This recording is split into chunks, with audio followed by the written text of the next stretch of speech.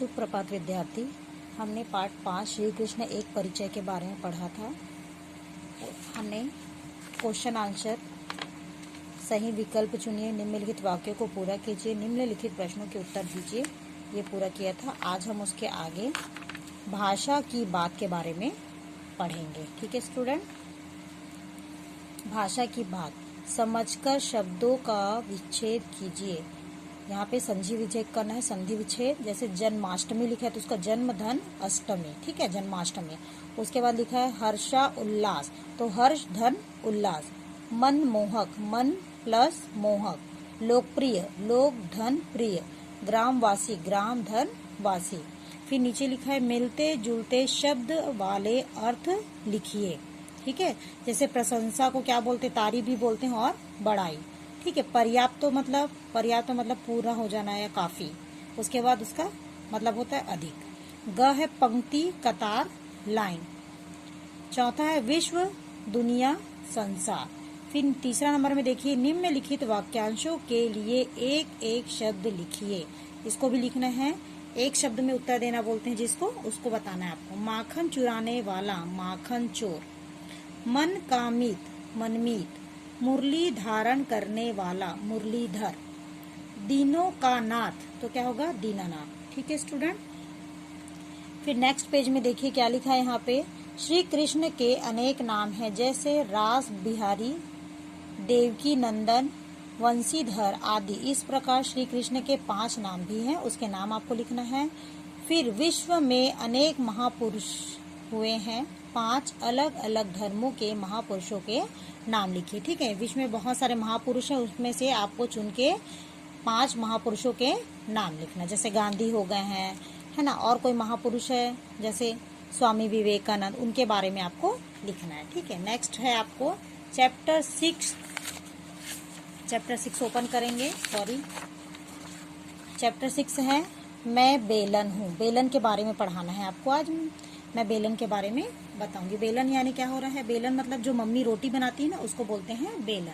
ठीक है, बेलन है जो वो अपनी कहानी स्वयं सुनाना चाहता है, उसके बारे में इस कहानी में बताया गया। ठीक है, पाठ 6 मैं बेलन हूँ, आत्मकथा। हर व्यक्ति वह वस्तु एक निश्चित स्थान है, महत्व होता है।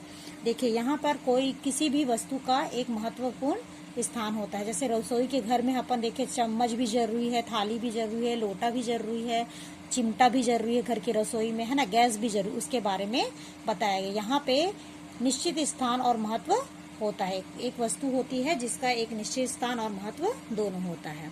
किसी के बारे में स्वयं उसके शब्दों में जानना रोचक होता है।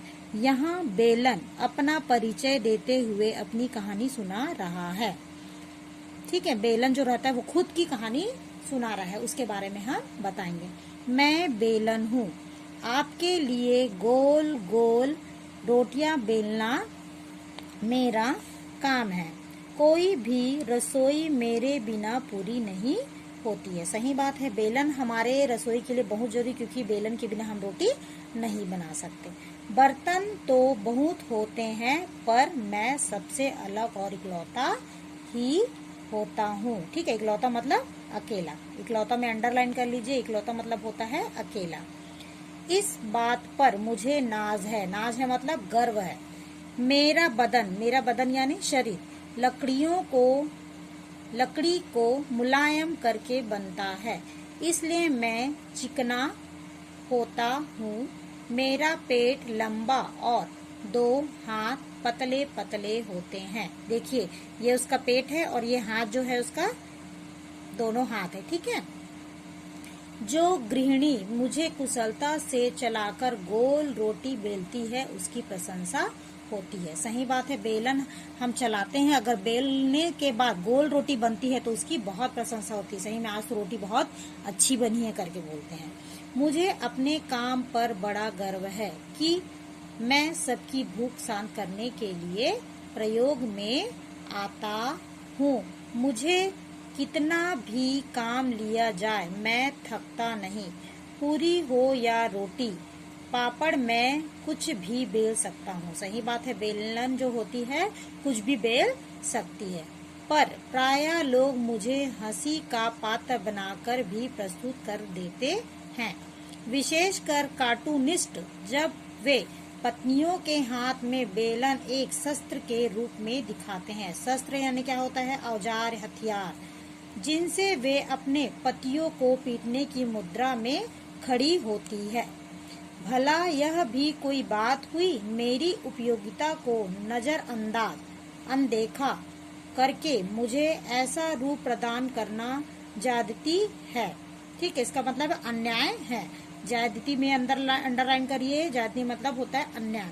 चाहता हूँ अपनी मानहानि के लिए दावा करूं, पर यह सोचकर रुक जाता हूँ कि चलो मेरे माध्यम से किसी का मनोरंजन होता है तो कोई बात नहीं। वैसे कुछ लोग मुझसे बादाम, अखरोट भी तोड़ते हैं, तब मुझे थोड़ी बहुत चोट भी लग जाती है। ठीक है, नेक्स्ट पैराग्राफ में देखेंगे हम। मैं बस इतना चाहता हूँ कि प्रयोग के बाद मुझे नहला धुला दिया जाए, नहीं तो मुझ पर चिपके आटे के कणों पर मक्खियाँ भिनभिनाती है, तब मुझे जरा भी अच्छा नहीं लगता।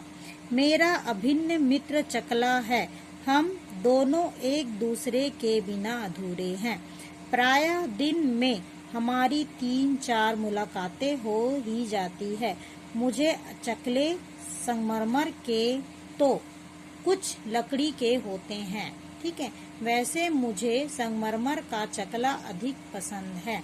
हम दोनों के सहयोग से ही रोटी बेली जाती है।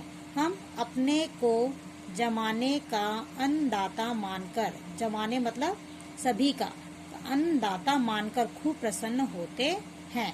प्रसन्न रहना ही सच्चा जीवन है। अच्छा, फिर मिलूंगा। आपका अपना बेलन। ठीक है, हमने आज बेलन के बारे में बताया है, क्योंकि बेलन के बिना चौकी और चौकी के बिना बेलन अधूरी है। हमने बेलन का उपयोग क्या कभी कभी अखरोट तोड़ने के लिए भी उपयोग करते हैं, उसके बारे में बताए हैं, है ना। पूरी, रोटी, पापड़ के लिए हम इसका बेलन का उपयोग करते हैं। ठीक है, नेक्स्ट पेज में है सही विकल्प चुनिए। बेलन का काम है पिटाई करना, गोल गोल रोटियां बनाना। बताइए क्या है? गोल गोल रोटियां बनाना। रसोई में बेलन होता है, प्रायः एक या अनेक, तो क्या होगा? एक। बेलन का बदन होता है खुरदुरा या चिकना, तो क्या लिखोगे? चिकना। बेलन को पसंद है संगमरमर का चकला या प्लास्टिक या लकड़ी का चकला, तो क्या बोलेंगे? संगमरमर का चकला। सही कथन पर राइट का और गलत कथन पर रॉन्ग का निशान लगाइए। बेलन अपने पर शर्मिंदा है। सही या गलत? गलत। शर्मिंदा वह नहीं है। ठीक है,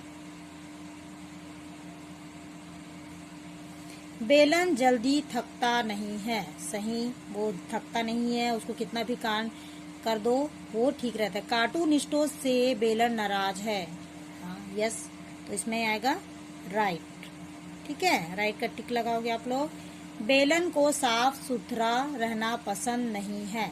रॉन्ग, उसको साफ सुथरा रहना पसंद है। ठीक है, निम्नलिखित प्रश्नों के उत्तर दीजिए, ये मैं आपको बाद में बताऊंगी। Okay student, today's work complete.